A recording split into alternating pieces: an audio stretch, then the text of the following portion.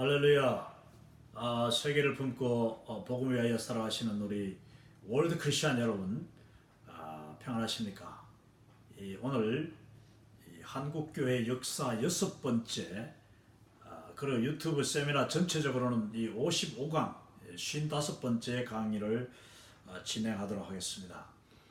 우리가 세계를 품고 살아간다는 것은 곧 세상을 우리의 가슴에 품고 땅끝까지 복음이 증거되도록, 그 땅끝이라는 것이 바로 내 곁에, 내 가까이 있으면서 예수님을 알지 못하는 사람도 역시 땅끝일 수가 있는 것이지요.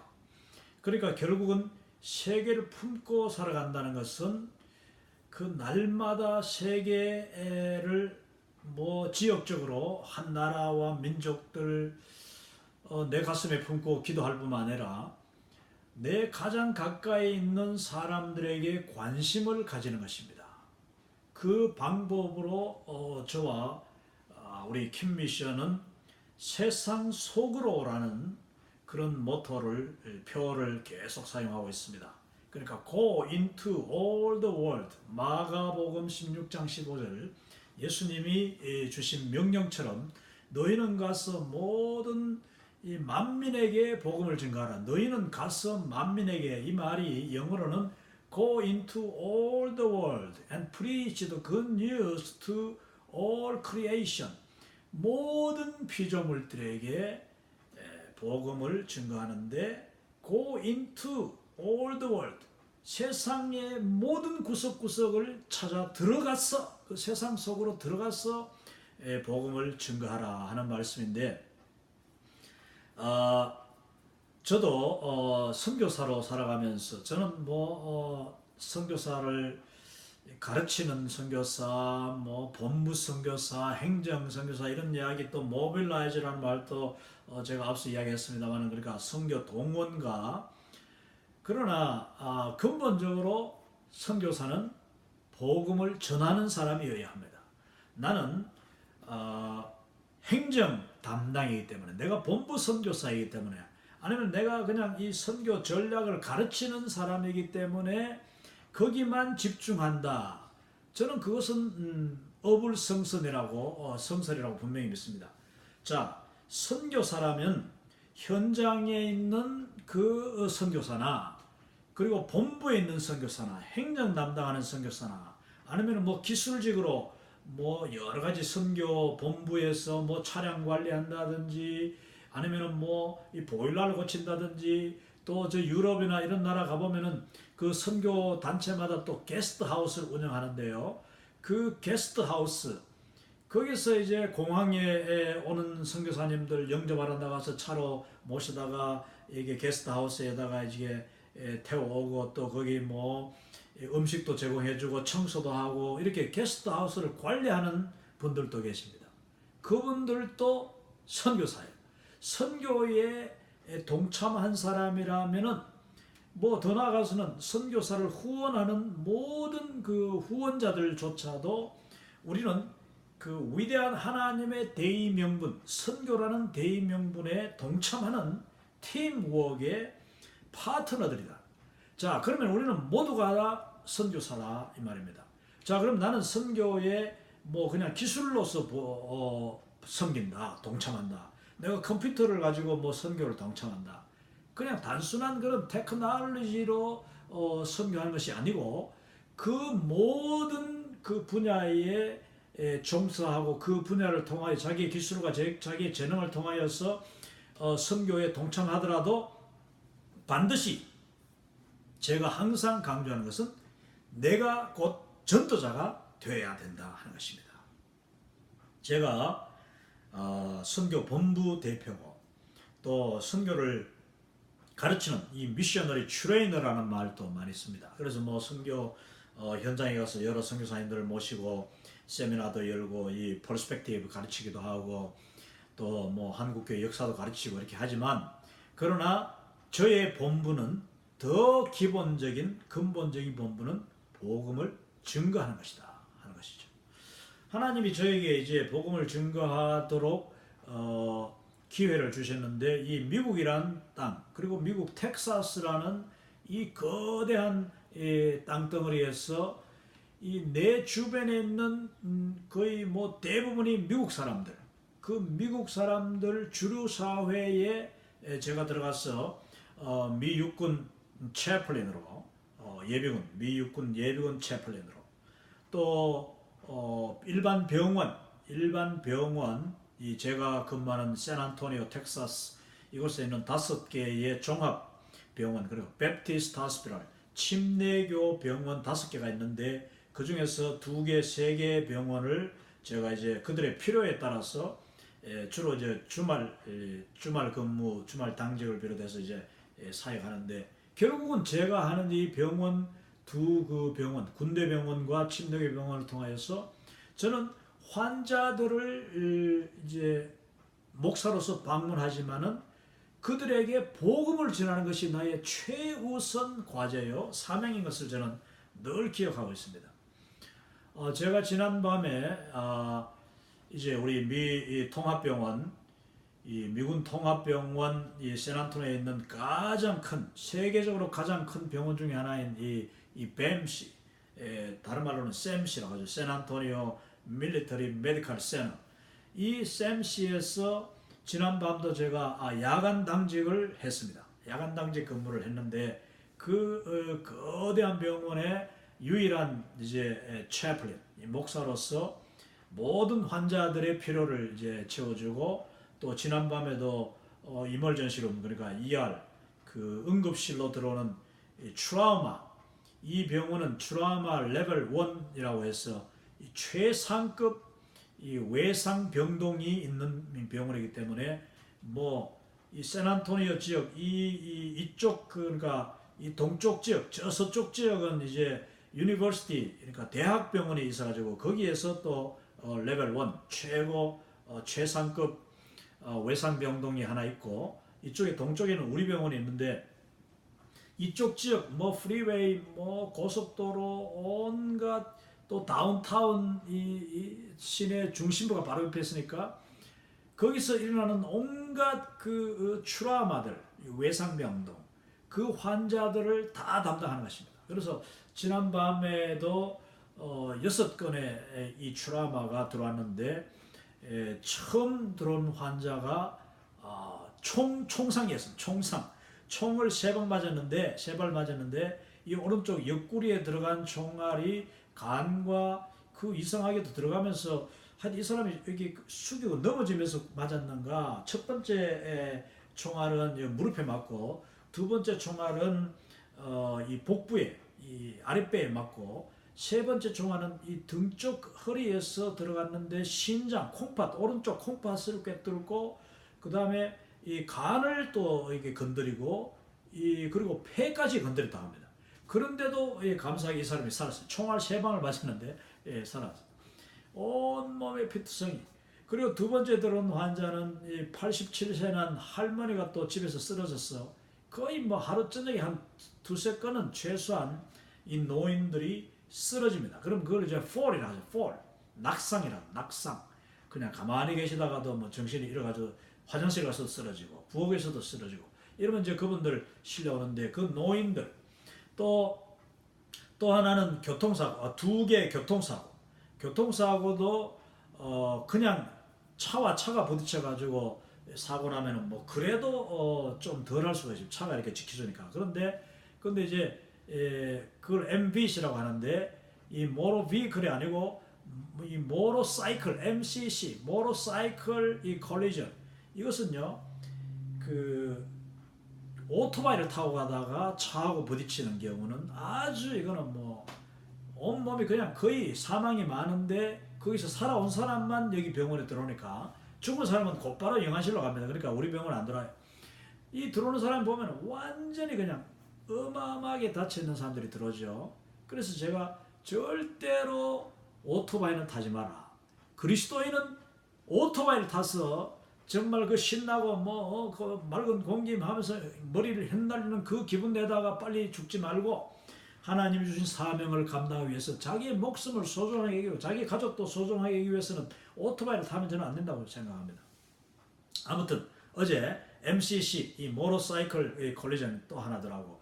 또 한 사람은 이제 정상으로 이제 MVC, Motor Vehicle Collision, 그냥 차와 차가 부딪혀가지고 들었는데 그 사람도 많이 다쳤어. 또 하나는 마지막에 들어온 분은 새벽 1시인가 2시 사이에 들어왔는데 이분은 뭐 이 가까운 이 이제 텍사스 약간 시 외곽으로 1시간 반쯤 떨어진 시골 이제 그 렌치라고 하죠.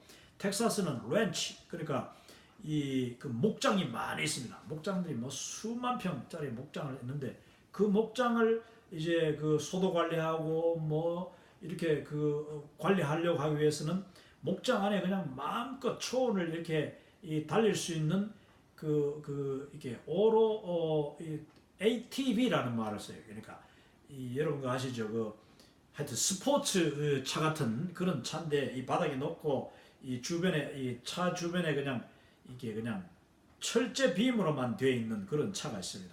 그러니까 보통 트럭도 아니고 이거는 그냥 뭐 이 참 너무너무 엉성하게 생겨. 그런데 그 대신 힘은 좋고 아주 막 이렇게 어디든지 갈 수 있는, 바위 있기도 갈 수 있고 또 이 바퀴가 크기 때문에 이 진흙도 그냥 막 지나가고 하는 그런 차인데 이 아저씨가 자기 혼자서 그냥 밤 깜깜한데 이 뭐 소를 찾으러 나갔다나 뭐 나갔다가 그냥 차가 뒤집어져 가지고 돌았는데 머리도 다치고 얼굴도 깨지고 뭐 팔도 부러지고 어깨가 그냥 하나 내려앉고 이렇게 하는 분도 들어. 자, 이와 같이 여러 사람이 들어왔는데 그 6건의 트라우마를 제가 다 이렇게 의사들과 같이, 의사들은 그들을 치료하지만 나는 그들을 이제 위로하고 안심시키고 또 그 가족들을 이제 제가 가족실로 데려가서 또 같이 기도해주고 그러면서 이제 복음을 전하고 또 그들의 신앙을 돌아보게 하는 아주 중요한 그런 일들 하는데 마지막 그 환자가 2시에서 3시 사이에 제가 거의 1시간을 그 환자하고 시간을 보냈으니까요. 자, 새벽 2시에 전화 온다는 것은 그거는 참 엄청나게 아파가지고 채플린을 불러서 목사님 기도해 주세요 하든지 아니면 잠이 안 와가지고 기도를 해달라 하든지 아니면 정신이 약간 이상한 사람들이 주로 이제 알코올 중독자, 그 다음에 이제 마약 중독자 이런 사람들이 말 많고 제정신도 아니면서 자꾸 이야기를 하려고 하고 사람 불러놓고 그냥 계속 하는 그런 사람이 있는데 하여튼 나는 또 그런 사람인가 하고 2시에 불러서 올라갔더니 이 사람은 벌써 10일 전에 교통사고로 들어온 사람이었어. 교통사고로 들어왔으니까 일단 정상적인 사람이죠. 정상적인 사람인데 근데 머리가 뭐 거의 뚜껑을 이렇게 열었다가 덮어놨더라고. 그런 분인데 다행히도 10일 동안 아주 처음에는 완전 혼수 상태로서 한 3일 정도 있었는데 지금 뭐 아주 회복이 잘 되고 있었어요. 그래서 대화도 하고 또 이분이 이제 고통이 많고 계속 이렇게 진통제를 막 먹고 하니까 이제 너무너무 힘들고 해서 이제 채플린을 불렀는데 제가 갔더니 이 형제가 자기 어릴 때 시절부터 아마 잠이 안 와서 그런가 뭐 말은 너무너무 잘합디도 하는데 이분 이야기가 대부분 그 자기 어릴 때 받은 상처, 자기가 6살 때 자기 아버지가 자기를 때리고 자기 어머니를 밤마다 구타했는데 그것이 잊어지지 않는다는 거예요. 그러면서 정말 그 아버지를 내가 어떻게 용서하려고 해도 잘 안 된다. 그런 이야기를 하면서 이번에 자기가 이제 무의식 그러니까 코마 상태, 완전 혼수 상태에 빠져 있는 며칠 동안 여러 가지 환상을 봤대요. 그래서 뭐 거의 뭐 하늘나라도 갔다가 거기서 오지 말라고 해서 그냥 다시 돌아서고 뭐 이런 이야기를 하더라고. 하면서 이제 나보고 기도해달라고 해서 제가 성경을 읽고 그 형제와 함께 간절히 이제 기도했는데 물론 기도하기 전에 뭐 1시간이니까 온갖 이야기를 다 나누고 제가 이제 간증도 하고 또 성경도 읽어드리고 그러면서 복음을 정말 당신이 이번에 완전히 생명이 왔다 갔다 하는 그러면서 엄청난 고통을 당했는데 예수님이 당한 고통은 그럼 무엇이냐 하면서 이제 그 형제의 고통을 38살 나는 백인 잘생긴 청년이었는데 예수님과 연결해가지고 제가 마지막 결론은 뭐냐면은 The power of forgiveness, 용서의 그 힘, 용서의 능력, 거기에 대해서 제가 이야기를 했습니다. 여러분 로마서 5장 8절을 보면 우리가 아직 죄인 되었을 때에 하나님께서 우리에 대한 자기의 사랑을 확증하기 위하여서 자기 하나뿐인 독생자를 우리 위하여 내어주셨고, 그 예수님이 우리를 위하여 대신 죽음으로 하나님이 우리에 대한 자기의 사랑을 확증하셨다는 말씀이 나옵니다. 그 말씀을 가지고 우리가 아직 죄인 되었을 때, 그리고 그 다음 절에 보면 우리가 아직 하나님과 원수 되었을 때에, 우리가 하나님과 원수 되었을 때 아무런 가치 없고 용서받을 자격이 없는 상태의 우리에게 하나님 아버지께서는 당신의 유일하신 독생자 예수님을 이 땅에 보내셔서 예수님이 당한 십자가의 그 고난, 온몸의 피와 물이 다 쏟아지기까지 당한 그 6시간 동안의 십자가, 그 고난을 이제 이 형제에게 제가 이야기했어요. 그러면서 너가 이번에 고난받은 것이 정말 결론적으로 하나님이 너를 사랑하셨기 때문에 새로운 생명의 기회를 주셨고 천국 문턱까지 갔지만은 거기서 다시 살려주신 것은 너에게 정말 온전한 믿음으로 남은 여생을 살아가는 것이 아니겠느냐. 그러기 위해서는 하나님이 다시 주신 생명이니까 이 원수로 살지 말고, 복수하는 마음으로 살지 말고 용서하는 마음으로 살아라. 왜냐? 우리가, 너와 내가 바로 아직 죄인 되었을 때, 너와 내가 바로 하나님과 원수 되었을 때에 하나님은 예수님을 땅에 보내셔서 아무런 죄가 없는 그분이 우리의 죄를 대신 지시고 십자가 못 박혀 죽으심으로 우리를 위하여, 바로 너를 위하여 죽으셨다. 그때 이 형제가 정말 눈물 흘리면서 예수님을 영접하고 저와 함께 손잡고, 제가 그런 중요한 기도 할 때는 반드시 이 바닥에 제가 한쪽 무릎을 꿇고 그 형제를 쳐다보면서 침상에 있는 그 형제 손을 잡고 이렇게 기도를 합니다. 그럴 때 1시간 동안의 그 상담이, 여러분, 놀라운 그 새벽 3시에 일어나는 엄청난, 정말 저는 이것이 바로 하나님이 저를 쓰시는 목적, 하나님이 쓰시는 이유라고 저는 분명히 생각해요. 그 군병원의 모든 그 의료진들이 다 그냥 나에게 무한정한 시간과, 내가 들어가 있을 때는 아주 급하지 않으면 아예 들어오지도 않는 거예요. 근데 그 옆에 마침 그 방에는 이상하게 이 커튼 하나를 갈아놓고, 미국은 대부분 방 한 명에 환자 한 명인데 지금 그 층에는 환자가 너무 많아서 그런지 커튼 하나 치고 다른 환자가 또 있었어요. 물론 2명이 들어갈 수 있는 그런 뭐 충분한 넉넉한 공간은 됩니다만 보통 1명을 수용하는데 어제는 다른 1명이 있었습니다. 제가 그 2번째 안쪽 환자는 제가 직접 가지는 못했지만은 이제 이 환자를 잡고 이야기하는데, 그 환자를 돌보고 있던 간호사가 자기가 한 20분 정도 거기에 머물렀대, 일부러.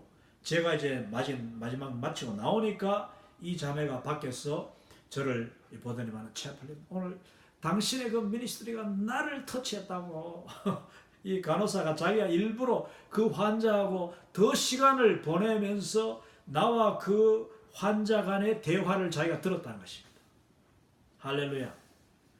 근데 이 자매는 아주 참 너무나도 참 착하게 생긴 자매인데, 나이가 한 40대 중반쯤 될까요?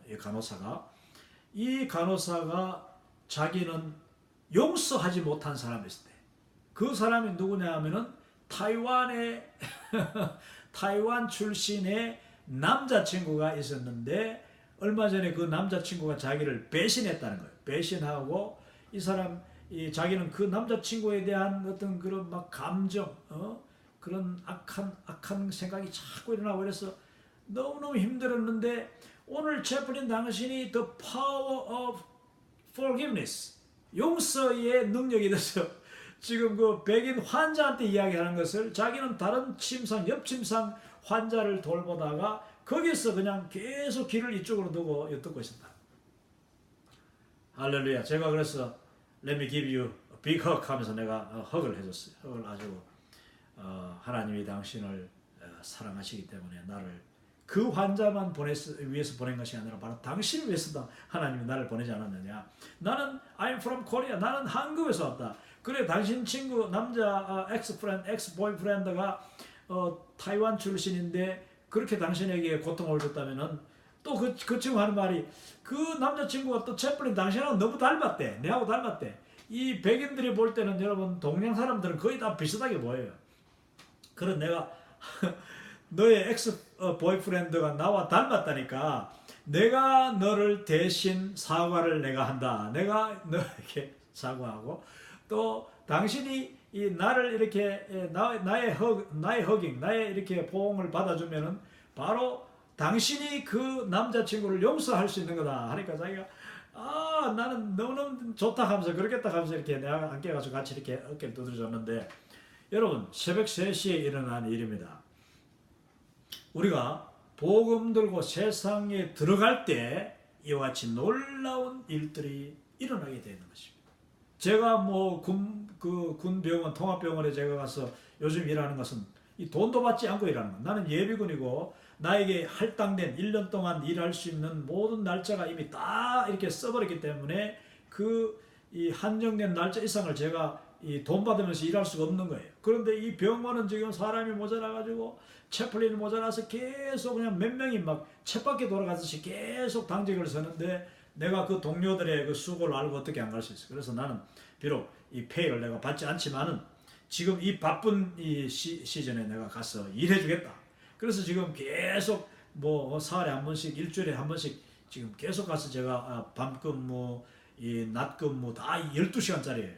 이걸 제가 그냥 무급으로 하나님이 물론 나에게 주시니까 정말 기쁨으로 또 선교사의 마음으로 복음 들고 이보다 더 좋은 기회가 됐느냐. 그래서 제가 지금 사역하고 있는데 지난밤에도 하나님께서 정말 돈으로 값으로 계산할 수 없는 어마어마한 은혜를 저에게 주시고 체험을 주시고 이 미국 한복판 주류 사회 속에서 제가 복음을 증거하는 그 기쁨 그리고 한 사람의 영혼 그 한 사람의 영혼을 구하고 보니까 또 다른 쪽에서 커튼 너머에서 엿듣고 있던 그 간호사까지도 은혜를 받고 도전받는 그런 역사들이 일어나더라는 것입니다. 여러분 우리가 월드 크리스천이라면은 온 세계를 가슴에 품고 살 뿐만 아니라 온 세상 모든 사람들이 바로 나의 복음 전도의 대상이라는 것을 우리가 기억해야 됩니다.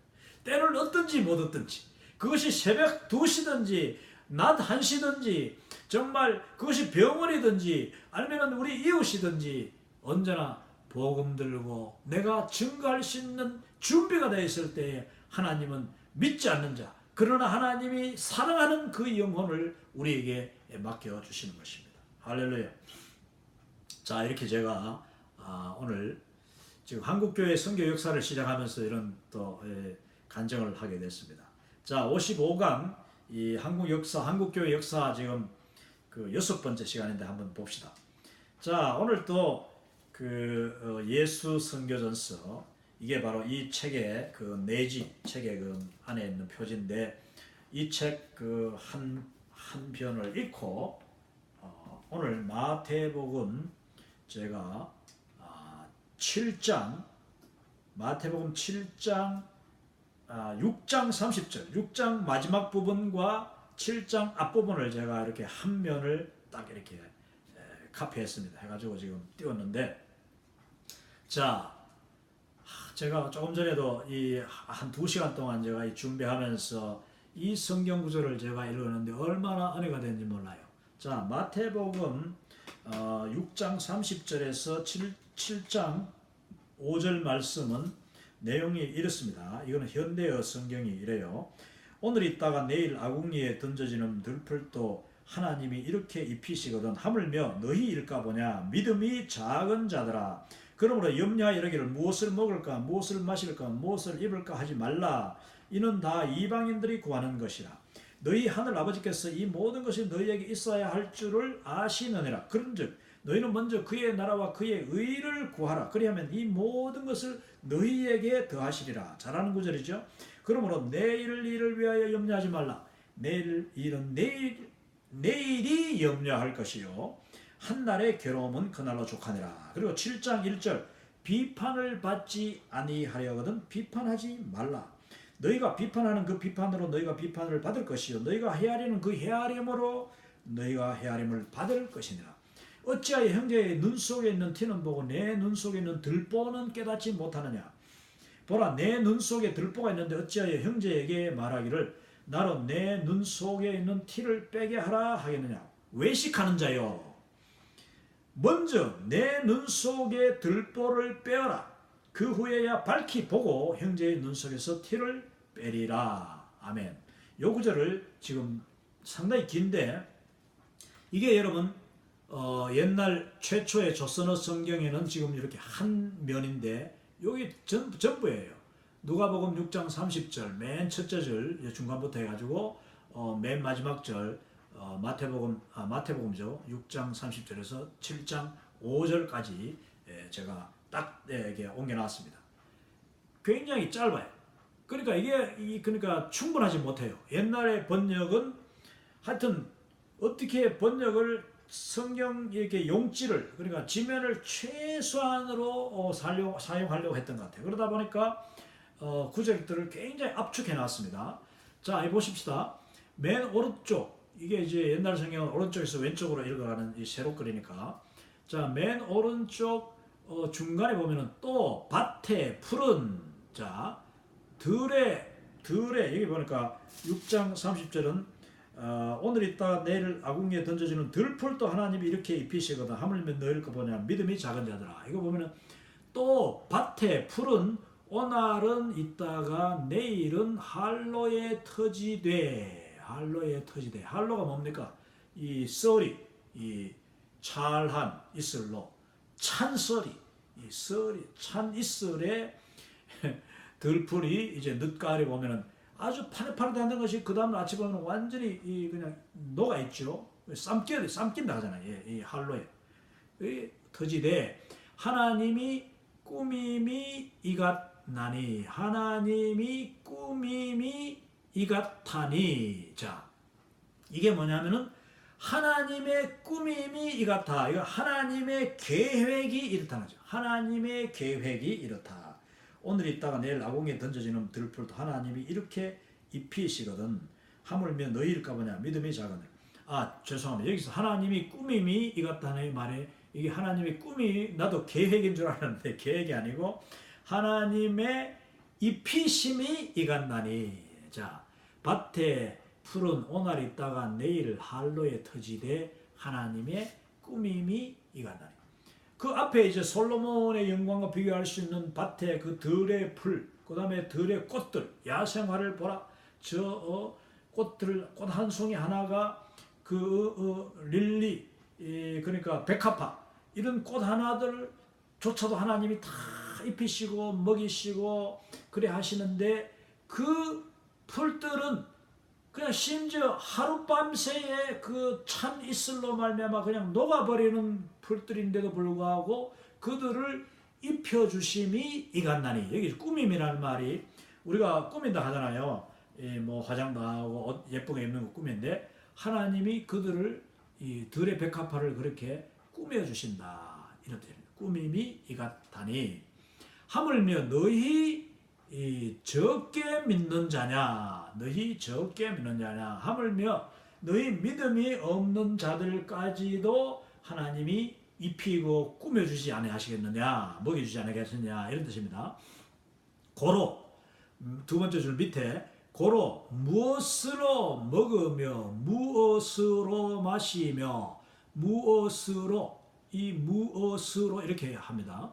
닙기를 냄내치 말라. 닙기를 무엇으로 입기를 냄내치 말라는 말. 염려치 말라의 옛날 말이 염내치 말라.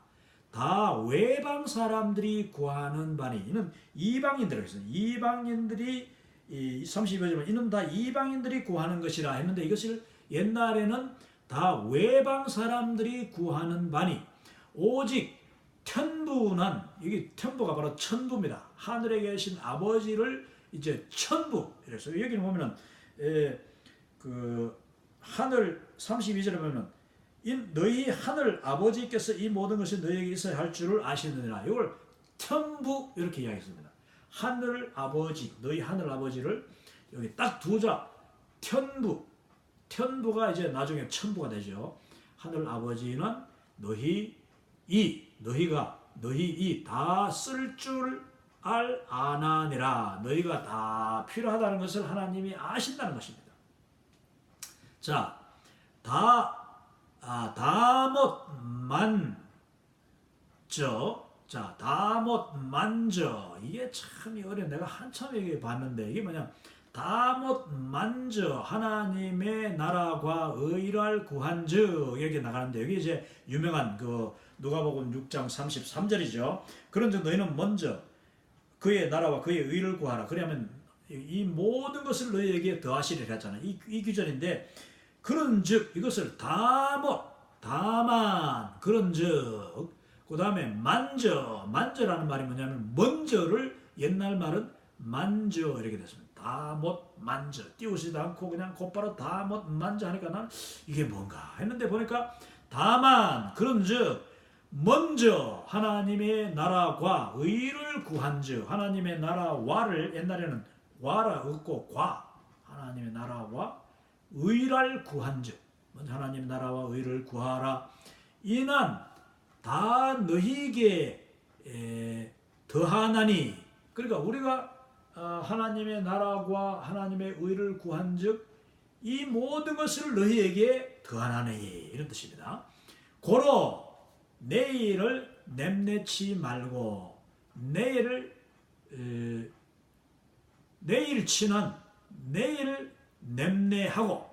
이건 원래 여기는 내일은 내일이 염려한다고 지금 이렇게 번역이 되는데 오늘 성경은. 그런데 옛날에 보니까 내일 일은 내일치는 내일 염려하고. 그러니까 내일 일은 내일 염려하라. 옛날에 번역이 이렇게 된 적이 있었습니다. 그런데 최근에 번역을 바꾸면서 내일 일은 내일이 염려한다 이렇게 해놨어요. 그게 뭐 하여튼 문법적으로는 좀 그렇습니다만 이제 아마 성경을 좀 더 원문에 맞추다가 이렇겠죠. 옛날에는 이렇게 번역이 됐다는 거죠. 내일 일은 내일치 염려하고. 그 다음에 하루 공고는 하루면 족하니라. 하루 공고는 하루면 족하니라. 한 날의 괴로움은 그날로 족하니라. 하루의 권고는 하루면 족하니라. 내일 일은 내일 맡겨라. 자, 그 다음 마태복음 제7장으로 넘어간다. 마태복음 7장에 보면 사람을 평론치 않은즉 너희 평론을 보지 않나니.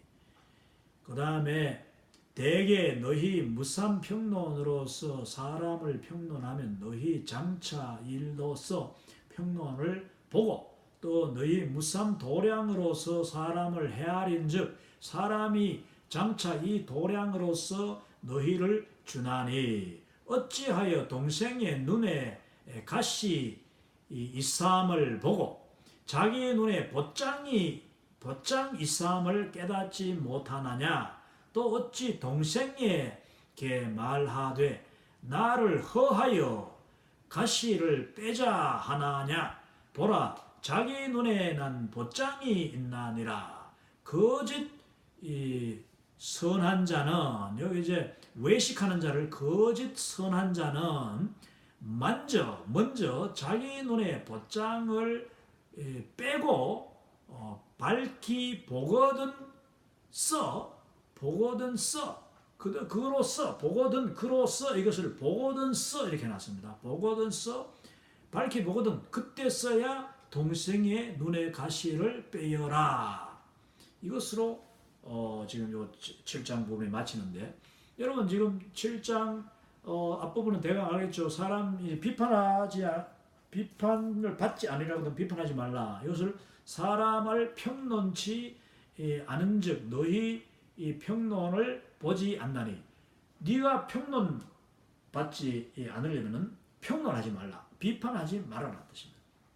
너희 무삼 평론으로서 사람을 평론하면 그러니까 너가 어떤 그 비판할 거리를 가지고 비판하면은 너희도 평론을 받게 된다. 장차 너희도 너희 일로서 또 평론을 받게 될 것이다. 또 너희 무삼 도량으로서 사람을 헤아린즉 무삼 도량이 뭡니까? 어떤 그 마음의 생각, 마음의 아량으로서 어떤 사람을 헤아리면은 그 사람 역시 네가 헤아리는 그 도량, 그 마음으로 너한테도 행할 것이다. 네가 좋은 착한 마음으로 좋은 도량으로 남을 헤아리면은 그 사람도 너에게 좋은 도량으로 대해줄 것이요. 네가 악한 마음으로 상대방을 헤아리면은 상대방도 역시 너에게 악하게 대할 것이다.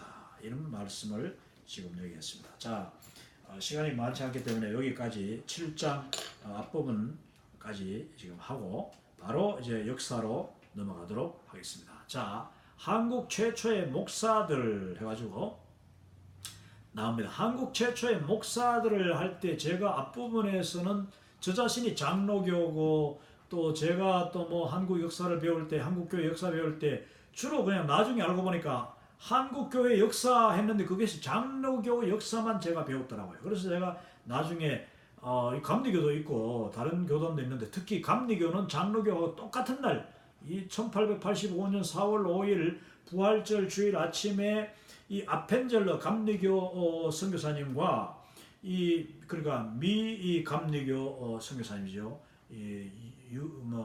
그 UMC가 유나이티드 그 메토디스트 처치라고 하는데 UMC 파송으로 미 감리교에서 파송받은 이 아펜젤러 선교사님과 미 북장로교에서 파송받은 이 언더우드 선교사 두 분이 이제 1885년 4월 5일 최초로 한국 조선 땅 인천 제물포항에 이제 들어옴으로써 공식적인 선교사라 인정하는데, 근데 제가 이제 그러면은 감리교가 같이 들어왔으면 감리교는 도대체 언제 최초의 목사가 나왔는가 이렇게 보니까 사실은 장로교 목사는 1907년에 평양신학교를 졸업하고 이제 1907년에 최초의 목사가 안수를 받았어요. 7명이. 그런데 감리교는 놀랍게도 1901년 6년이나 먼저 최초의 두 목사님이 안수를 받았더라. 이것도 미 감리교 감리회에 의해서 이제 목사 안수를 받게 되더라는 것입니다.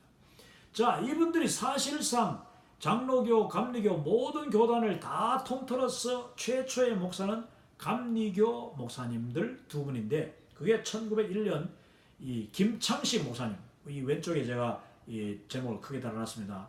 김창식 목사님, 그리고 김기범 목사님, 김기범 김 목사님 두 분이 이제 목사 안수를 받게 됩니다. 물론 제가 짐작할 때에 감리교는 이제 조선에 들어와서 가장 먼저 한 일들이 사실은 병원 선교, 병원과 학교예요. 그리고 장로교도 물론 학교를 하긴 했지만은 감리교가 훨씬 더 학교를 많이 했습니다. 그리고 병원 사역을 많이 했어요.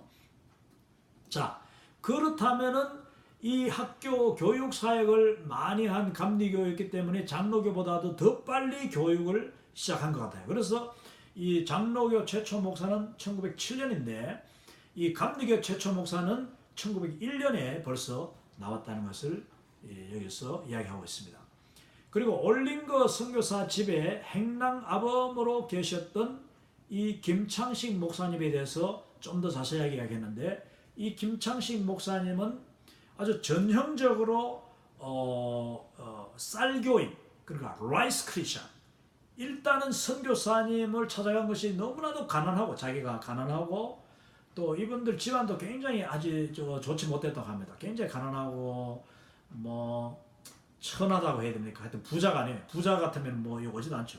가난한데 이분이 이제 올링고 선교사님 집에 가서 이렇게 마당도 쓸어주고 짐꾼도 해주고 이렇게 하는 행랑아범이었으니까 뭐 머슴이 한 가지죠. 하인이죠. 그런데 이분이 그 생계를 위하여 쌀교인으로 올링거 선교사님과 연결됐는데 그 올링거 선교사님과 친해지고 또 그다음 점점 이제 영어도 이제 좀 배우고 이제 의사소통이 되니까 나중에 어떤 이제 경로를 통하여서 이 제임스 홀 선교사가 이 닥터인데 이 감리교 미 감리교에서 파송받은 이 닥터인데 이분이 부인과 함께 이 참 대단한 로제타 홀, 제임스 홀 이 두 부부가 평양을 최초로 복음화하고 평양에 최초로 이 병원 선교를 시작한 의사들입니다. 이 의사 부부가 왔을 때에 올링거 선교사님 이 하인 역할을 하던 행랑아범 하던 이 김창식이라는 젊은이가 이제 제임스 홀 선교사님의 집에 하인으로 들어갑니다. 하인인데 이때는 벌써 제임스 홀 선교사님이 거의 하인이 아니라 이 동역자로 그분을 대하는 것을 보여. 자, 여기 그 왼쪽 지금 위에 조그마한 사진 있죠. 거기 보면 조선회상이라는 조선회상, 이 책 이름이 조선회상인데 거의 800페이지 되는 아주 두꺼운 책입니다. 이 책을 제가 한 10몇 년 전에 읽으면서 얼마나 제가 은혜를 받은지 몰라요. 그때가 제가 이제 한국교회 선교 역사를 처음 공부할 때인데 이 조선회상이 그때 나왔습니다. 그래서 얼마나 참 은혜가 되는. 여러분 아직까지 만약에 조선회상이라는 책을 읽지 않은 분이 계시다면 이 감리교 최초 감리교 선교사님 중에서 아펜젤러 다음으로 이분은 의사로 왔던 제임스 홀, 그리고 로제타 홀, 그리고 그 아들 셔우드 홀, 이것은 이제 셔우드 홀 선교사님이 그 아들이 쓴 거예요. 한국에서 태어나고 한국에서 뭐 고등학교까지 하고 대학을 이제 미국 가서 했던, 역시 의사가 돼가지고 이제 다시 돌아왔던 그 유명한 이 홀 집안이 이제 역사를 이제 선교 역사를 쓴 책인데 이 책을 꼭 한번 읽어보시면은 김창식 목사님에 관한 그 이야기가 아주 자세하게 나옵니다. 그 밑에 보면은 이 김창식 목사님은 순회 목회를 통하여서 영변과 수원과 해주 지역에 125개의 감리교회를 개척했다, 이렇게 되어 있습니다. 놀라운 일이죠. 얼마나 대단하게 열심히 했는지. 이분이 뭐 행랑아범으로 시작했지만은 진정한 그 그리스도인, 거듭난 그리스도인으로 거듭날 뿐만 아니라 이분은 한국의 사도 바울이라고 할 정도로 특히 일제시대에 엄청난 모진 그 고통을 받고 또 그 앞에 이 복음을 전하더라고 그 평양 그 콧대 높은 평양 양반들 평양 사람들한테 돌로 맞고 전도하다가 그냥 온갖 핍박을 다 당한 분이 바로 이 김창식 목사님입니다.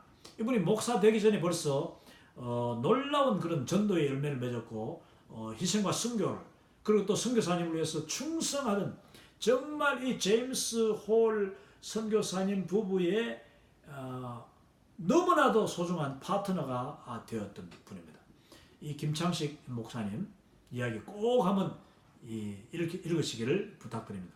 자, 그리고 평양에서 이분이 이제 핍박을 당하다가 여기서 제임스 홀 선교사님이 그분을 석방하기 위해서 평양 감사를 만나고 편지 쓰고 사람을 보내고 막 주변에서 사람들을 이 사람을 죽이려고 막 돌을 막 집안으로 던지고 하는데 그 사람을 보호하기 위해서 자기 집에 데려와가지고 치료해주고 하는 그런 장면들이 나오는데요.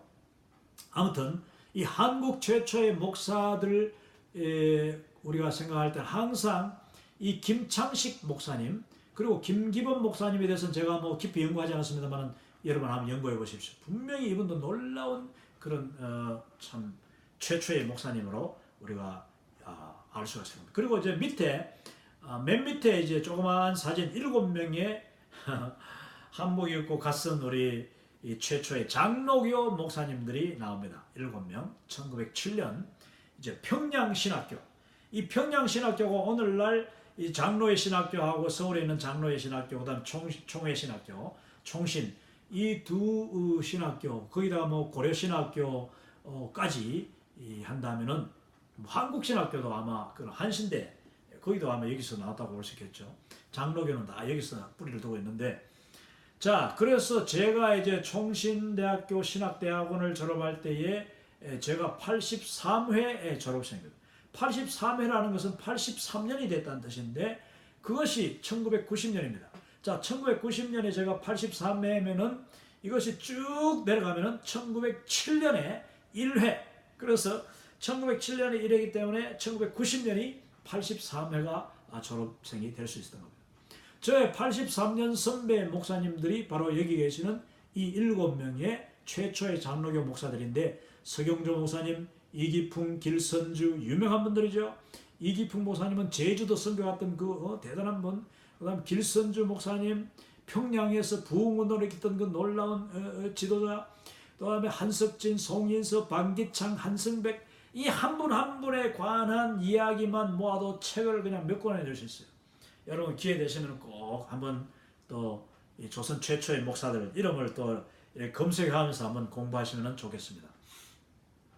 자, 이 한국 최초의 목사들은 대부분 다 그 선교사님들에 의해서 영어도 배우고 또 신학도 배우고 성경도 배우고 그러면서 아주 한국교회 최초의 목사들인데 최고의 퀄리티, 최고의 질적인 수준을 갖추고 목사가 되신 분들이었다.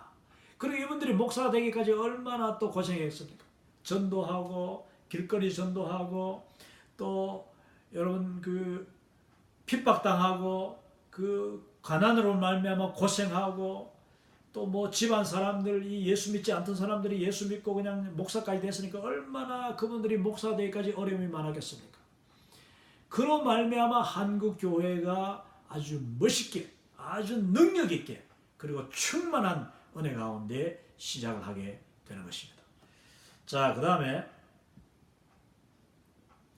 7번째 한국 교회 상황화 전략에 대해서 한번 보도록 합시다. 자, 한국 교회 초기 이 상황화 전략을 보는데 여기 보면은 사진이 아주 멋있는 사진이 하나 나옵니다. 이 사진이 바로 저의 부모님의 결혼 사진입니다. 저의 부모님의 결혼 사진인데 1955년 11월이라고 합니다. 11월 제법 쌀쌀해지는 가을에 이제 저희 부모님이 그것도 시골 교회, 시골 예배당에서 결혼식을 하고 또 그 시골 예배당 그 벽이 보십시오. 벽이 지금 회를 칠해놓은 하얀 벽이에요. 그런데 문은 보니까 문종이를 바른 뭐 그냥 집 문 정도 약간 더 크기는 하나 모르겠는데 그러니까 뭐 그 당시 교회당이라 해봐야 그냥 일반 주택을 개조하거나 아니면 일반 주택같이 옛날에 한국 집 있지 않습니까? 그런 집처럼 약간 더 크게 지어가지고 거기 사람들이 그냥 터져나가도록 이렇게 모여서 예배를 드리는데 그 처마 밑에서 교회당을 배경으로 찍은 결혼 기념 사진입니다. 자, 저희 이 아버님 이 신랑 아주 잘생기셨죠. 저보다도 더 잘생기셨어요. 아주 훌륭하신 정말 참 멋진 그런 미남 청년이셨고 그리고 저희 어머니 얼마나 예쁜지 모릅니다. 저희 어머니가 이때 20살 저희 아버지 25살 노총각이고 어머니는 20살이었습니다. 둘 다 약간 결혼이 늦었죠. 참 어려운 고생도 많이 하는 분들인데 정말 이 러브 스토리라는 것은 참 제가 책을 제가 사실은 이분들의 이야기는 넌픽션 그 소설을 쓰다가 말았습니다. 너무나 아름다운 러브 스토리였어요. 저희 아버지는 어머니하고 결혼해가지고 이때 이제 결혼하고 난 뒤에 바로 겨울이 다가오지 않습니까? 11월 결혼했으니까 겨울 다가오고 그 다음에 이제 가서 이제 그 첫 해에 가서 이제 1년 뒤에 저희 누님 지금은 충청도 보령에서 목회를 하고 있는 저희 누님 목사님을 이제 낳게 되는데 그 1년 동안 옛날에는 이 전통이 이제 저희 시골 전통이 그랬답니다. 결혼하고 난 뒤에 신부를 1년 동안 데려오지 않는 거예요. 신부를 그 친정에다 두고 아버지만 결혼하고 이제 집으로 오는 거죠. 물론 뭐 집에 왔다 갔겠지. 가마 타고 왔다 갔대. 왔다 갔다 하든가 아니면 1년 뒤에 가마 타고 왔는 거지. 제가 감을 한데 아무튼 저희 이 집과 저희 외갓집은 산길로 10리입니다. 산길로 4km예요. 4km 산길은 제법 먼 길입니다. 산도 뭐 그냥 이렇게 마을 뒷산으로 올라가가지고 그 마을 뒷산이 이렇게 등성덩이로 쭉 한 5리 정도 가다가 그 다음 갑자기 높아지면서 아주 험한 깊은 산으로 들어가가지고 그걸 지나고 나면은 그 산 저 너머에 다시 또 한 3, 4리 이렇게 가는 그 중간에 아주 험한 길이 한 1km 정도 1km 정도가 이렇게 이어지는데 아주 험한 산이었습니다. 그런데 이 산길을 제가 그때 가보니까 1시간 한 시간 한 10분 이렇게 안 걸렸는가 싶어요. 이 산길이기 때문에 제가 빨리 가도 그랬습니다. 근데 저희 아버지는 이제 어머니를 결혼하고 난 뒤에 그 친정에 두고 집에 왔잖아요. 그런데 16기를 여러분 1년 동안 기다리겠습니까? 저 같아도 안 기다리지. 거의 아버지는 이제 그 당시 농사 짓는 총각인데 이제 금방 결혼했으니까 아직 젊잖아요. 25살 이 청년이 결혼을 했는데 자 이렇게 예쁜 이 새댁을 색시를 자, 친정에 두고 왔다. 그러니까 처가에 두고 왔어요. 자, 이 아버지는요 그 당시 집신을 집신을 이렇게 엮어가지고 그 다음에 집신을 한 개씩 쥐고 왜냐 올 때 신어야 되니까 그냥 저녁마다 일이 끝나자마자 집안에 자기가 하던 일을 다 빨리 해놓고 그 다음에 저녁에 막 해걸음 전에 달려가는 거예요. 그 산길을 달려가지고 십리길을 갔다니까요. 어머니를 만나. 뭐 이미 결혼을 했으니까. 결혼을 했는데 지금 뭐 관례상 떨어져 있으니까 그 1년을 그냥 하루가 참 3년 같은데 어떻게 그냥 안 보고 있어요. 거의 매일 그 겨울 완전히 다 눈이 왔을 때도 눈을 뚫고 달려가고 그 당시만 해도 여러분 믿거나 말거나 정말 그 당시에 늑대가 있었어요. 늑대가 그 뒷산에 있어가지고 늑대가 한 번씩 마을에 이제 내려가지고 염소 그때는 뭐 양은 없고 염소들을 귀를 물고 이렇게 데려가서 잡아먹는 참 늑대들이 옛날 늑대 그 조선의 늑대들은 굉장히 지혜로웠던 것 같아요. 왜냐 그 염소를 죽여가지고 이게 쥐고 가려면 얼마나 산길을 멀잖아요. 그런데 가서 이렇게 도망가서 먹어야 되니까 그런데 그 염소를 귀를 딱 문답니다. 귀를 물고 그냥 걸어가는 거야 같이. 그러면 염소가요 찍 소리도 못하고 염소가 매 가잖아요. 근데 염소가요 소리도 못 내는 거야. 늑대가 얼마나 무서운지. 그래가지고 염소가 찍 소리도 못하고 귀 물린 채로 그냥 지발로 걸어가지고 산 저 위에 올라가서 으슥한 데 가지고 잡아먹어버려. 이런 일들이 있던 때인데 저희 아버지 이 25살 이 청년은 결혼하고 사랑스러운 아내가 그냥 너무나도 하루가 오매불망이니까 그냥 저녁마다 해질녘이면 무조건 달려가지고 처갓집에 가서 자고 그 다음에 또 그 다음날 새벽에 일찍 와야지 또 일을 하니까 그래야지 뭐 동네 사람들한테 물론 약간 부끄럽기도 하죠. 또 남사스럽기도 하고 한데 그거 좀 이렇게 피하고 이제 안 갔다 온 척 뭐 눈에 안 띄게 이렇게 해야 되니까 정말 아름다운 이야기죠. 그래 이제 새벽에 달려와가지고 또 하루 종일 일하고 그 집안일 다 해놓고 또 저녁에 또 가고 이렇게 1년을 참 왕래하고 난 뒤에 다시 이제 저희 모친이 이제 가마 타고 정식으로 우리 집에 시집을 왔다는 것 아니겠습니까? 자 이것이 옛날 하나의 그 결혼의 그 관례인데 그 당시 결혼에 여러분 이게 55년이면 지금부터 몇 년입니까? 64년 전인데 이 64년 전에 이미 이런 일들이 있었다. 이 보십시오. 이게 뭐 쪽도리를 쓴 것도 아니고 사모 관대를 한 것도 아니고 요거 지금 완전 서양 결혼식 이 지금 오늘날 하는 현대식 결혼식 그대로입니다. 자 여기 보시면은 주례자가 있죠. 주례자. 저분이 목사님이었어요. 근데 목사님이 멀리서 오셨는데 그 목사님이 아니었대. 그 당시 전도사님이었대. 근데 이분이 이제 성암 목사님인가 이런데 이 조 목사님인데 저희 어머니하고도 먼 친척이 된대요. 근데 이분이 나중에 대구 남산교회인가 거기서 아주 큰 교회 담임 목사로 계시면서 총회 여러 일도 하시고 하셨는데 유명한 목사님 되셨어요. 이분이 전도사일 때 자 교육자를 모시고 그분이 이제 여기 그 손수건도 다 옆에다가 지금 꽂하고 이렇게 꽂았습니다. 주례자니까. 그리고 목사님 양편에는 양가 혼주들이 있었습니다. 양가 혼주. 왼쪽에는 저희 큰아버지, 우리 할아버지는 돌아가셨으면 우리 오른쪽에는 이 멀리 우리 외할아버지고 중간에 그 외할아버지 저분이 외할아버지의 그 형님. 그러니까 우리 외종 할아버지니까 형님 그 외할아버지보다 형님이니까 아마 그 주례자 옆에 세웠던 거예요. 그리고 자 신랑 신부 중간에 서고 또 양옆에 또 이제 이분들은 사촌들인 줄 알고, 사촌들인가 나는 하여튼 들었는데 잊어버렸네.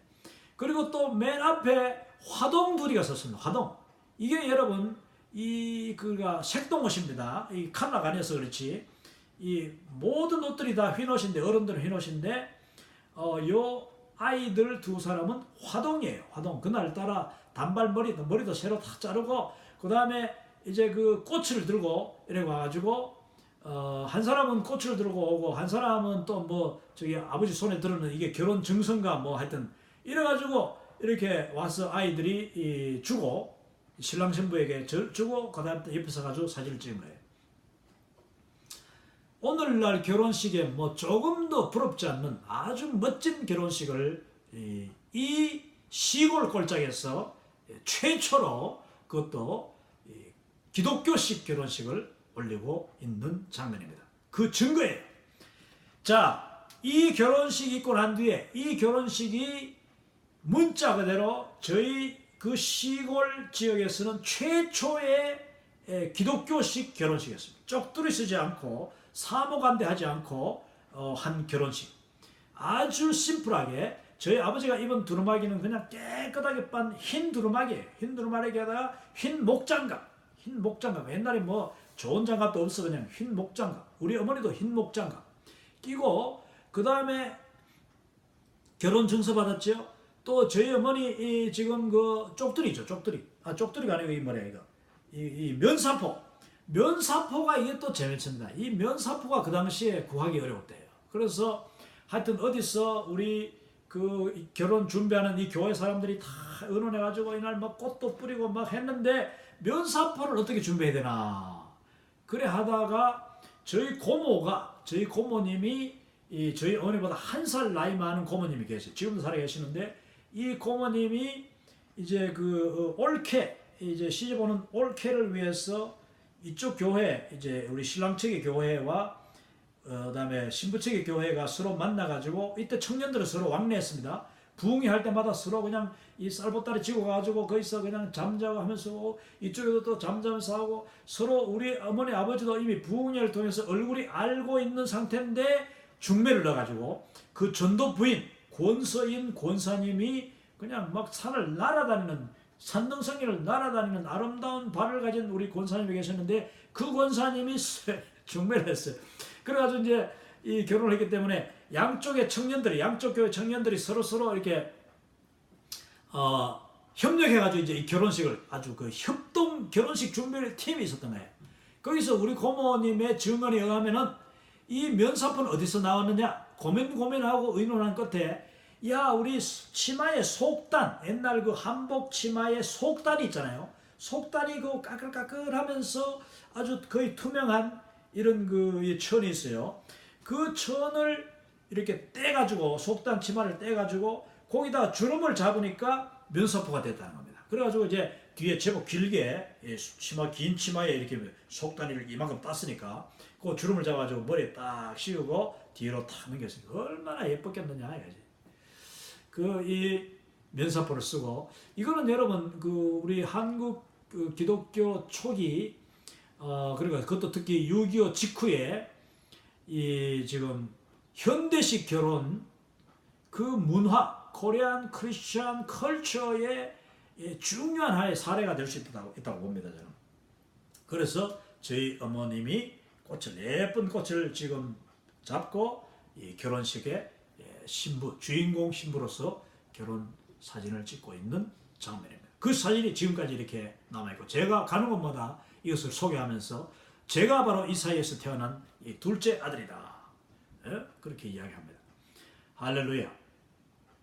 자, 여기서 제가 하고자 하는 말이 뭐냐면은, 이 초기 한국 기독교는, 조선 기독교는 상황화 전략을 취했습니다. 아주 지혜롭게. 선교사님들의 그 지혜, 한국교회 지도자들, 예수님 믿은 분들이 얼마나 이 개화가 되고 개방이 되는지. 왜?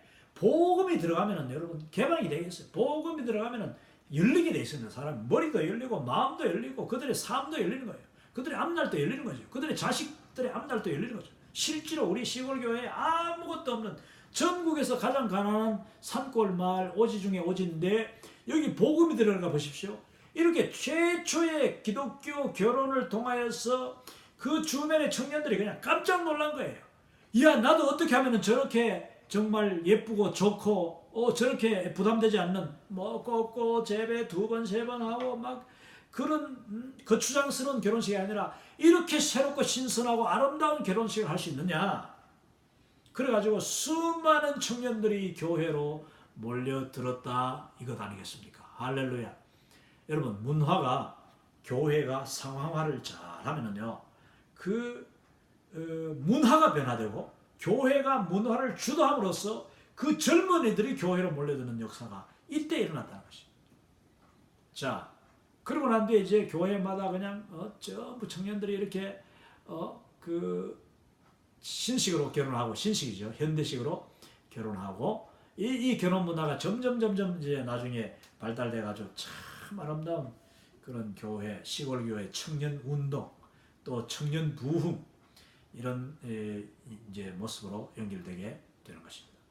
자, 이 당시에 상황화 보면은 축첩제도도 있어요. 축첩제도를 저희 아버지 어머니가 결혼할 때에도 뭐 이야기 들어보면은 제가 어릴 때에도 벌써 동네에 한 서너 집이 이 부인이 2명이었습니다. 부인이 2명. 어떤 남자는 뭐 분명 3명, 4명 데려왔다가 뭐 마지막 다 쫓아내고 뭐 마지막 부인하고 뭐 어떻게 또 싸우고 막 하여튼 날마다 싸우고 애들 울고 하는 그런 집이 주로 이제 첫 문제, 축첩 문제로 그랬는데, 이것이 기독교가 들어가지고 복음을 통한 사경회, 성경 공부를 통하여서 이게 비판적인 상황화가 일어나니까 전부 그 장로들도, 어떤 때는 어떤 장로들도요, 축첩이 첩이 있어요. 왜냐, 믿기 전에 벌써 이 첩을 데려온 사람들은 그 첩들을 다 독립시키고 이제 그래서 먹고 살도록 해주죠. 그렇게 하면서 이제 회개하고 하여튼 이런 운동이 일어났고, 이제 혼상제례 이보십시오. 이게 결국은 혼례도 바뀌고 상례도 옛날에 그렇게 정말 덕지덕지 그냥 우상숭배 상념해도 얼마나 그냥 무섭고 용대가리 막 하고 그냥 휘황찬란한 그런 상녀들도 아주 간소하고 소복 입고 예쁜 휜꽃으로, 이 휜 습자지를 가지고 꽃을 만들어 가지고 수백 개의 꽃을 달고 온 교회 청년들이 나와서 상례를 메고 찬송 부르면서 그 묘지를 향하는 그런 아름다운, 저는 지금도 기억합니다. 요즘은 시골에 이제 어른들이 별로 없어가지고 이게 안 돼요. 그래서 상녀가 뭐 거의 없거나 아니면은 이 먼 길을 이제 거의 경운기로 아니면 차로 이렇게 운구를 해가지고 바로 거기에서 한 50m 미만 짧은 거리만 시골 노인들이 그래도 옛날부터 해왔으니까 여러 지역 교회 이 안수집사, 장로님 이런 분들이 와가지고 뭐 젊은이가 없으니까 상례를 메고 이렇게 찬송을 부르면서 마지막 그 코스를 이렇게 장례를 치는 것을 지금도 봤고 한데, 여러분 이 제사도 결국은 다 추도 예배로 바꾸게 되는 거예요. 추도 예배로 바꾸고 얼마나 엄청난 변화인지 모릅니다. 옛날 제가 어릴 때에도요, 그 믿지 않던 우리 시골 마을에 어떤 집은요, 한 달에 한 번씩 제사를 지내요. 한 달에 한 번씩 제사 지내고 그걸 준비하느라고 그냥 막 우리는 가서 또 제사 그 밖에서 그냥 귀신 쫓아낸다고 우리도 밤늦게까지 자정될 때까지 기다리고 했는데, 여러분 그 덕분에 그 마을에 제사가 다 사라지고 예수님을 믿는 마을이 된 줄로 믿으시기 바랍니다. 자, 담배, 도박, 술, 이 문제도 결국은 기독교 지도자들이 지혜롭게 함으로써 한국교회는 술, 담배가 없어진 교회가 되었다. 물론 뭐 술, 담배를 한다고 해서 그것이 지옥 가는 건 아니고 구원의 조건은 아니지만은 그리스도인으로서 좀 더 우리가 본이 되고 차별을 하자 이래가지고 술, 담배를 한국교회에서 다 제거했는데, 이게 아주 놀라운 그냥 이 역사, 한국교회를 분별하고 한국교회를 차별화시키고 세상과 구별하는데 엄청난 역할을 했다. 물론 이게 이제 오가에서 제가 벌써 때 오가에서 이야기했습니다만, 이게 또 너무 강조가 돼가지고 야, 교회에 오려면 예수 믿으려면 술을 끊고 담배를 끊고 예수 믿으려고 하면 그건 또 문제가 되는 거예요. 그거는 교회의 문턱을 높이는 거예요. 그거는 복음을 자유롭게 하는데 엄청난 방해가. 복음은 물 흐르듯이 마음껏 그냥 전 온 세계로 누구에게나 흘러들어가도록 그 물길을 열어줘야 되는데, 오늘날 많은 교회가 또 교회의 성도들이 그냥 이단에서 돌아온 사람도 말이야, 이단 교회 갔다고 들어오지 마라 하고, 아무것도 모르는 사람 천주교 다닌다고 해주고 우리 교회 들어오지 마라 이렇게 하는 사람들 많이 있어. 일단 교회 안에 들어와야지 복음을 들었거든. 아니겠습니까? 그러면 담배 피우는 사람 예배 드리는 담배 냄새 좀 나면 어때? 술 냄새 좀 풍기면 어떻습니까? 나도 다 악취나는 죄인인데, 누구나 다 정말 하나님 보실 때는 다 악취나는 죄인인데, 우리가 주일날 깨끗하게 옷 입고 간다고 슬리퍼 신는 사람 아직 모르니까, 아직까지 그 사람이 정말 그 경건에 대해서 아직 모르거나, 아니면 또 오늘날 젊은이들이 슬리퍼 신고 교회 올 수 있지, 반바지 입고 교회 올 수 있죠. 그걸 가지고, 외모를 가지고 판단하면은 그것은 복음을 자유롭게 함이 아니라 복음의 그 나아가는 길을 방해하는 것이다. 복음의 그 짜고 갈고리를 씌우고 덫을 씌우고 그냥 이 개고리 끼우듯이 개고리를 갖다 자꾸 달아가지고 당기고 못 나가게 하는 이런 현상이 있을 수 있다. 이 부분 우리가 고쳐야 된다는 것이죠. 술 문제, 도박 문제, 이게 다 결국은 그리스도인들은 하지 않음으로써 조선 사회의 그 퇴폐 풍조가 다 완전히 사라지는 않지만은 조선 사회가 나중에 아주 건전한 사회가 되어지고, 그것을 바탕으로 새마을 운동도 결국은 가능하게 되는 것입니다. 새마을 운동이 한국 교회, 그 지역 교회, 시골 교회들이 앞장서지 않고는요, 새마을 교회가 절대로 새마을 운동이 성공할 수 없었습니다. 박정희 물론 훌륭한 지도자였지만은 그 저변에 깔려있는 조선의 구석구석, 한국 땅 구석구석에 있던 그 시골 교회들의 지도자들, 장로님들, 그 다음에 안수집사님들, 권사님들, 이런 분들이 앞장서가지고 했기 때문에 새벽종이 울렸네, 새아침이 밝았네, 너도 나도 일어나 새마을을 갖고 있습니다. 이런 일들이 일어날 수가 있게 됩니다. 그 전에 이미 담배, 도박, 술, 혼상례, 재례 이런 것들이 다 복음으로 말미암아 수십 년 동안 계속 사라졌기 때문에 한국의 성장이 가능했다, 변혁이 가능했다는 것을 말씀드립니다. 자, 마지막으로 담배 같은 문제를 우리 한국 교회가 옛날에 예수님 믿기 전에 다 담배 피우고 이렇게 곰방대, 긴 곰방대 이렇게 딱 꽂고 그 다음에 갓 쓰고 이렇게 다니지 않았습니까?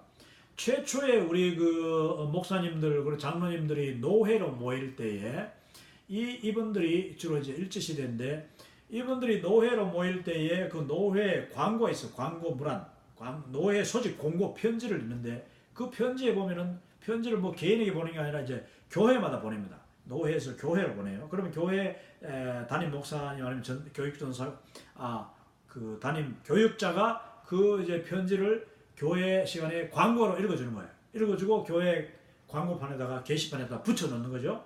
그럼 온 교인들이 이제 노회가 언제 일어나구나 보고 이제 기도하게 되는데, 그 노회 공고문 맨 밑에 광고가 있는데, 그 광고가 뭐냐면은 곰방 때는 주최하는 교회에서 담배, 타바코는 주최하는 교회에서 준비를 하오니 회원들께서는, 회원 제위께서는 곰방 때만 지참하고 노회에 참석하시기 바랍니다 하는 게 있습니다. 자, 옛날에 그 담배를 노회할 때 담배를 뒤에 회장 뒤에다가 딱 예쁜 통에다 나무통에다가 준비해가지고 누구나 그 담배를 곰방대에다 비벼 넣어가지고, 담배를 이렇게 비벼 넣어가지고 거기다가 불을 붙여서 이제 성냥도 하나 준비해놓고 담배를 이렇게 피우면서 노회를 했다. 이게 한국교회의 역사입니다. 그러니까 그 당시에 해도 아직 술, 담배, 도박을 완전히 금기하기 전에는 교회 안에서도 노회할 때 장로, 목사들이 담배를 피웠다니까요. 옛날에 피우던 사람들이니까. 그런데 그 담배를 끊기가 쉽습니까? 복음을 위하여서 이분들이 포기하고, 자기를 포기하고 사도적인 포기로 그 다음에 사도적인 의사결정을 내렸기 때문에 한국교회는 아주 신선한 문화, 일반 사회보다 훨씬 더 앞서가는 윤리 도덕적인, 그리고 모든 생활 속에서 이 기독교의 아름다운 복음의 열매가 성령의 열매가 맺히는 그런 삶을 이 한국교회는 이끌어갔다 하는 것을 말씀을 드립니다. 오늘날 노회는 그런 광고가 없죠. 담배, 타바코는 주최청에서 준비하오니 회원 제위께서는 곤방 때만 메고 오시면 되겠습니다. 하던 게 이제는 노회마다 가면은 이제 뭐 사탕, 커피, 음료수 뒤에 준비하고 과자 준비하고 하죠. 아무튼 자, 한국교회 문화도 이렇게 변화되어 왔습니다. 자, 여기까지 하고 이제 다음 시간에는 또 디아스포라, 이 조선교회가 이미 디아스포라를 해외에 내보내기 시작합니다. 그것도 믿음의 아주 놀라운 믿음의 진보로 그렇게 할 수 있다는 것을 먼저 말씀드리면서 이제 자세하게 강의를 다음 시간에 하도록 하겠습니다. 자, 오늘 강의 여기까지 마치겠습니다. 감사합니다. 할렐루야.